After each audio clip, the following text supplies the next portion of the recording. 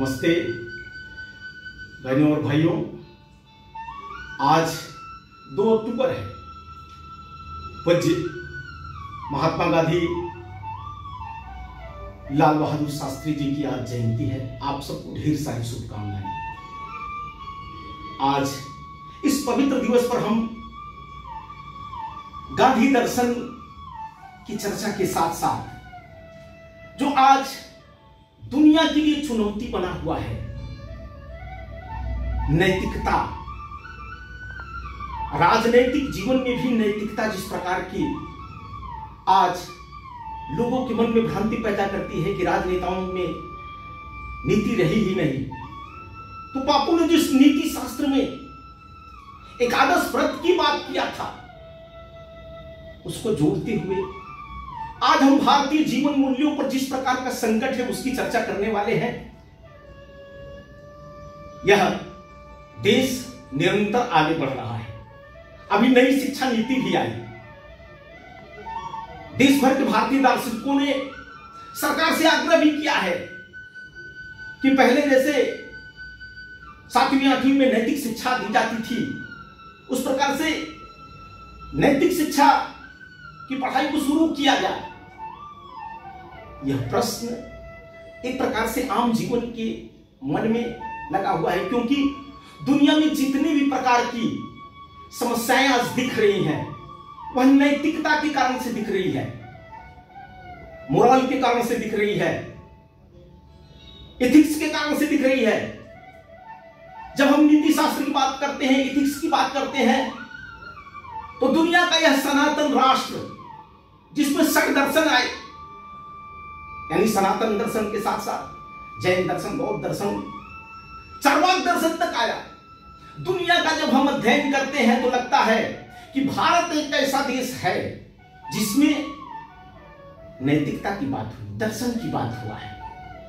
दुनिया के लोग, चाहे इस्लाम हो या ईसाई धर्म हो, वह जब प्रश्न आता है कि व्यक्ति का जीवन उद्देश्य क्या है, तो उनका जीवन उद्देश्य स्वर्ग पर आकर के टिक जाता है, जन्नत पर आकर के टिक जाता है।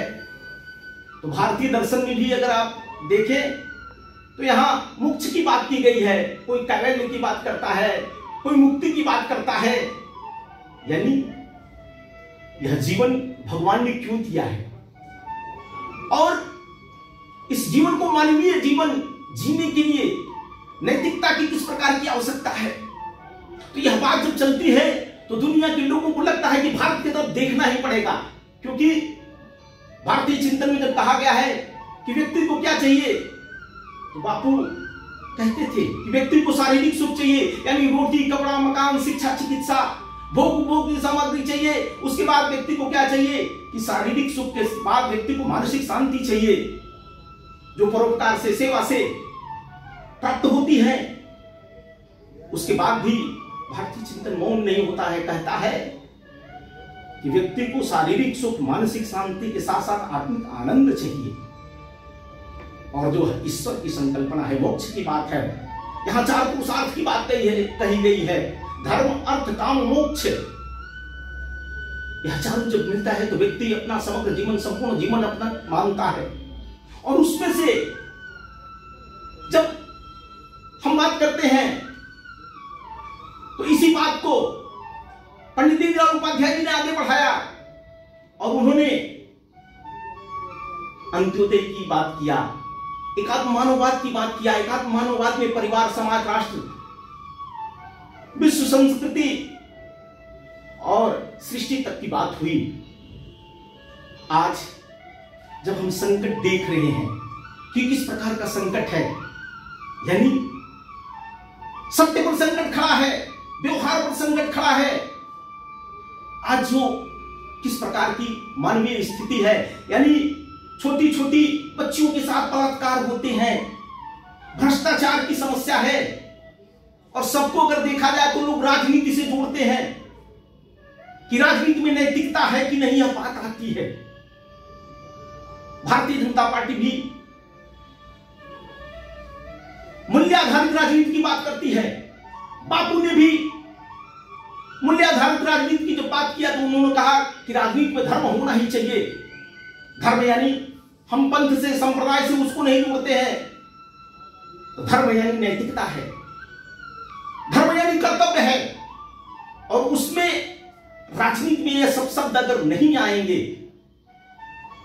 तो हम जिस प्रकार से राजनीति के द्वारा समाज की रचना खड़ा करना चाहते हैं, एक भव्य भारत का, एक भव्य लोक कल्याणकारी दुनिया की संकल्पना करते हैं, वो संकल्पना पूरी नहीं हो सकती है। आज आप देखिए ना, यानी जो जितना पढ़ा, कहते हैं ना कि शिक्षा क्या स्वाद सकेगी यदि नैतिक अधिकार नहीं। अगर नैतिकता शिक्षा से नहीं आई, प्रारंभ में भी देखेंगे बड़े बड़े प्राचीन काल में, यह चूंकि सनातन राष्ट्र है तो मैं थोड़ी सी उसकी भी चर्चा कर सकता हूं। तो अगर देखें तो इसमें राम और रावण की संस्कृति, रावण कितना प्रकांड विद्वान था और राम मर्यादा पुरुषोत्तम उनको कहा गया, यानी उन्होंने नैतिकता का पालन किया। रावण अनैतिक व्यवहार करता था, उसके कारण से तुलना की गई राम और रावण की। यानी देवों में भी देखेंगे तो भले देवराज इंद्र देवताओं के राजा थे, लेकिन कुछ अनैतिक काम करने के कारण से उनकी पूजा आज भी नहीं होती है, कोई नहीं पूछता है उनको। और भगवान शिव कुछ भी नहीं था, उसके बाद भी दुनिया के लिए पूज्य हैं, महादेव हैं। यानी वो देवराज इंद्र की पूजा नहीं, लेकिन घर घर में महादेव की पूजा होती है। और ऐसा नहीं, आप जब इधर आएंगे तो भारतीय संस्कृति को जिस प्रकार से नीचा दिखाने का प्रयास किया गया, गुलामी के कालखंडों में उसके इतिहास को जिस प्रकार से विकृत किया गया, उसके कारण से, नहीं तो हमारे यहां हमेशा नैतिकता की चर्चा, व्यक्ति का जीवन नैतिक होना चाहिए। चाहे महाराज हरिश्चंद्र की बात किया या मनु महाराज के बाकी जो पीढ़ी के लोग थे उनकी बात किया जाए, तो देखा जाता है कि हमारे धर्म में नैतिकता प्रथम पादान पर है। और आज जिस प्रकार की सामाजिक जीवन में समस्याएं हैं, यानी आईएएस अधिकारी पर भी भ्रष्टाचार के आरोप लगते हैं, राजनेता पर भी भ्रष्टाचार के आरोप लगते हैं, उनके ऊपर भी नैतिकता का संकट खड़ा है। और इनकी जो आईएएस की परीक्षा, यूपीपीएस की जो परीक्षा होती है, उसमें भी एथिक्स का पेपर 2014 में सबमिट किया गया। यानी कॉलेजों में जहां हम शिक्षा प्राप्त करते हैं, वहां भी नैतिकता की चर्चा करना कर लोग गवारा नहीं समझते हैं। यदि व्यक्ति निर्माण का काम कहते हैं, ठीक है, कोई भी व्यक्ति पूर्णांक नहीं होता है। तुलसीदास जी कहते थे, कुमति सुमति सब केवल बसही, गुण और दोष सबके अंदर रहेगा, लेकिन गुण की संख्या कितनी प्रकार की होनी चाहिए, किस प्रकार से। बापू ये कहते थे, बापू के एकादश तत्व में सत्य की बात थी, अहिंसा की बात थी, अस्तेय की बात थी, असंदेह की बात थी, ब्रह्मचर्य की बात थी। आज जितने प्रकार के रेप हो रहे हैं, अत्याचार हो रहे हैं, महिलाओं के साथ कदाचार हो रहा है, ब्रह्मचर्य यही है, इंद्रियों पर नियंत्रण। तो आज भारतीय जीवन मूल्यों को समझना पड़ेगा। यहां के कोई महर्षि पतंजलि कह गए होंगे, कोई महात्मा बुद्ध कह गए होंगे, कोई यहां के संत ऋषि जिस सील की चर्चा किए थे, पंचशील की चर्चा, 16 शील की चर्चा महर्षि लोगों ने किया, ऋषियों ने किया। महावीर स्वामी ने पंचशील सप्तशील की बात किया, बुद्ध ने पंचशील की बात किया। वह शील समाज से जाता जा रहेगा। शील की परिभाषा अगर आम विद्यार्थी से पूछिए तो उसको लगता है कि क्या है यह शील। यानी व्यक्ति को धर्मशील होना चाहिए, क्रियाशील होना चाहिए, विनयशील होना चाहिए, संघर्षशील होना चाहिए। यह व्यक्ति अगर मानव जीवन यह मिला है तो मानवीय गुण उसके अंदर कैसे विकसित हो। यानी मुझे याद आता है जब बापू की बात आती है तो बापू के नाम पर राजनीति करने वाले लोगों की तो बात छोड़ दीजिए। अन्ना हजारे जी ने 2011 में दिल्ली के अंदर अनशन किया, देश भर के लोगों ने उनका समर्थन किया, लेकिन उसी में से निकले हुए लोगों को फिर बापू को वह एकादश सत्याग्रह के सूत्र भूल गए। राजनीति में आने के साथ कैसे आदमी बदलता है। लोग कहते हैं कि लोग राजनीति में आते हैं तो गिरगिट की तरह रंग बदलते हैं। मूल्य आधारित राजनीति को व्यवहारवाद की राजनीति से तोलते हैं, कहते हैं कि राजनीति केवल बोलने का विषय है, मूल्य आधारित राजनीति। ऐसा नहीं है। इस देश में लोगों ने राजनीति कैसे किया है कि अपना सर्वस्व न्यौछावर करके किया है। कोई धर्मराज युधिष्ठिर की बात करता है, कोई राजा हरिश्चंद्र की बात करता है, तो इधर कोई अटल जी गए, कुछ भी नहीं, घर भी नहीं, कुछ चंद कपड़े। आज भी कोई बात करता है लोहिया जी की, कोई विनोबा जी की। देखिए उनके पास क्या रहा, किस प्रकार से उन्होंने जीवन को जिया, मूल्य परक राजनीति किया। लोहिया जी से लेकर के विनोबा जी की जब बात होती है, जय जगत का उन्होंने किस प्रकार का नारा दिया, दुनिया को सुखमय बनाना है, जीव जगत की बात किया, तो उसमें जीवन मूल्य थे। और भारतीय जीवन मूल्य को समझना यानी नीति शास्त्र को समझना पड़ेगा, दर्शन शास्त्र को समझना पड़ेगा। जब हम दर्शन शास्त्र की बात करते हैं तो 3 भागों में जैसे बांटते हैं, ज्ञान मीमांसा, तत्व मीमांसा, नीति मीमांसा। और इन मीमांसाओं की जब चर्चा करते हैं तो यह जीवन क्यों मिला है और नैतिकता कैसे आएगी, इस पर आकर के रुकता है व्यक्ति। और जब व्यक्ति विचार करता है कि हमारे ऋषि मुनियों ने अपना जीवन क्यों खपाया जंगल में, क्या वह आदर्श थे, वह क्या प्राप्त करना चाहता था। केवल चारवाक का दर्शन, खाओ पियो मौज करो, इस दर्शन में भी दर्शन है, अनैतिकता की बात वहां भी नहीं थी। लेकिन आज जिस प्रकार से जब कहने वाले लोग कहते हैं ना, डार्विन का सिद्धांत इधर जब आया तो उसने जो उत्पत्ति का सिद्धांत, जीव उत्पत्ति का सिद्धांत जब बताया कि हम अमीबा से विकसित होते होते मनुष्य बने, वही बात होब्स कहता है कि सामाजिकरण, हम पहले समाज जीवन जिए ही नहीं थे, हम नैतिक अनैतिक की बात पहले सोचे ही नहीं थे, सभी पहले अनैतिक था। नैतिकता की बात तो धीरे धीरे आई समाज जीवन में, लेकिन हमारे यहां युगानुयुग यह राष्ट्र कितना प्राचीन है इसकी आप संकल्पना नहीं कर सकते हैं, क्योंकि यहां के इतिहास को तोड़ा गया है, मरोड़ा गया है। लिखने वालों ने झूठा लिखा इधर के 18वीं 19वीं सदी के इतिहास को, क्योंकि उनके यहां तो अंधकार का युग था। वह तो सब कर्म करते थे कि हमको स्वर्ग जाना है, हम पाप की औलाद हैं, हमको नीचे भेजा गया है दंड स्वरूप। तो दूसरे की संकल्पना है कि हमको जन्नत मिलेगी। लेकिन हमारे यहां तो देवता भी चाहते थे कि यह धरती पर हम आवे।